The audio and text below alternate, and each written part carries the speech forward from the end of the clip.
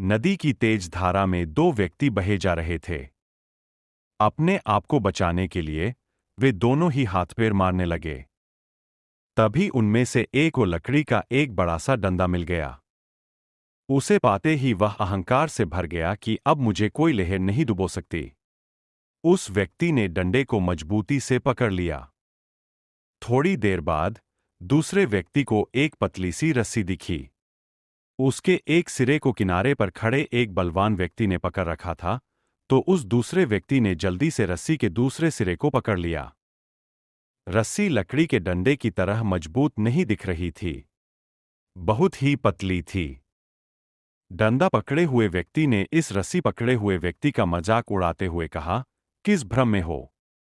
इस पतली सी रस्सी से नदी पार कर लेने का स्वप्न देख रहे हो? व्यक्ति का इतना कहना ही था कि एक तेज लहर उठी और उसको उसके डंडे समेत बहाकर ले गई। वही कमजोर जान पड़ती रस्सी को पकड़ा व्यक्ति किनारे पर सकुशल पहुंच गया।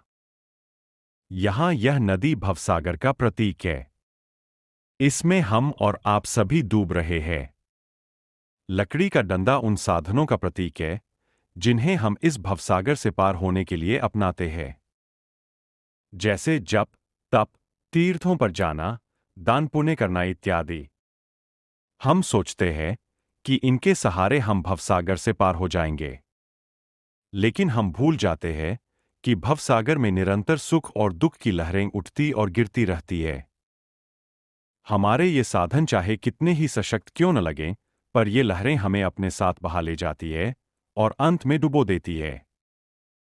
लेकिन वही दूसरा एक साधन है जो भवसागर के किनारे खड़े जागृत पुरुष हमें बचाने के लिए हम तक पहुंचाते हैं। ये पुरुष साधारण नहीं, असाधारण महापुरुष हुआ करते हैं। पूर्ण सद्गुरु होते हैं। ये मानव समाज को पार लगाने के लिए सब तक एक साधन पहुंचाते हैं। यह साधन है रस्सी रूपी श्वासों में चल रहा ईश्वर का नाम। सद्गुरु ब्रह्मज्ञान द्वारा इस सूक्ष्म आदि नाम को हमारे भीतर प्रकट कर देते हैं। सांसारिक लोग इस सूक्ष्म ज्ञान की शक्ति को समझ न पाने के कारण इस मार्ग पर चल रहे शिष्यों का उपहास करते हैं।